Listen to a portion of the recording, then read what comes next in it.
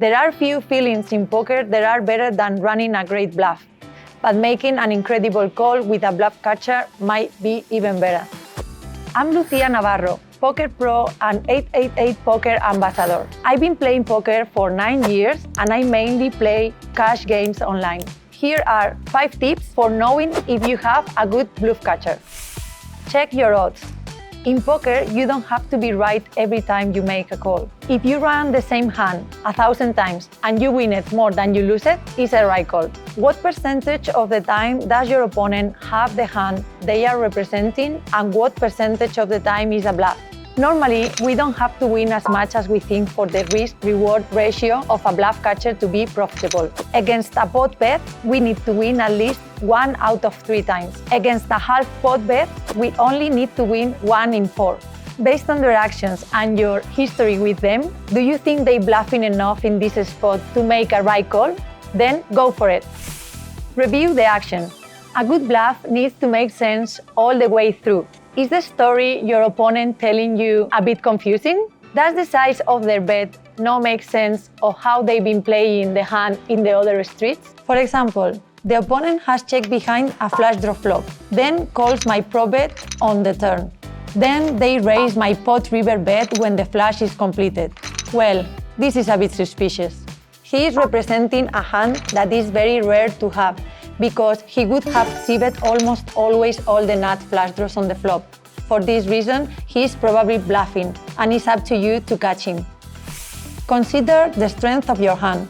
Think about all the different hands you would have played in this way in this situation. If we make a ranking of all the hands you would reach the river with, and you holding the top of your range, you should be more likely to make that hero call. Your opponent will also be trying to put you on a range of hands, and they will probably assume you have worse than you do. Depending on the amount your opponent bets, you will have to call with the best of your range, even if it's a bluff catcher. Pay attention to blockers. Blockers are cards that make it less likely that our opponent has the top of the range. If we hold the ace of a spade on a 3-spade board, they can't have a nut flush. If they play in the hand like they do, alarm bells should start ringing. Or let's say the board is Queen Jack 4, King 6 with no flush draws. You have 10s in your hand, so you're holding half of the 10s available. If they're playing the river like they have Broadway, you should be suspicious.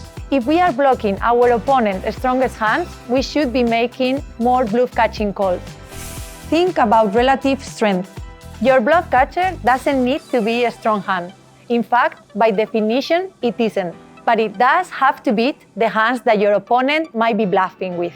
Think carefully about how they played the earlier streets and which hands they might have that reached all the way to the river. Maybe they were on a flush draw which didn't get there.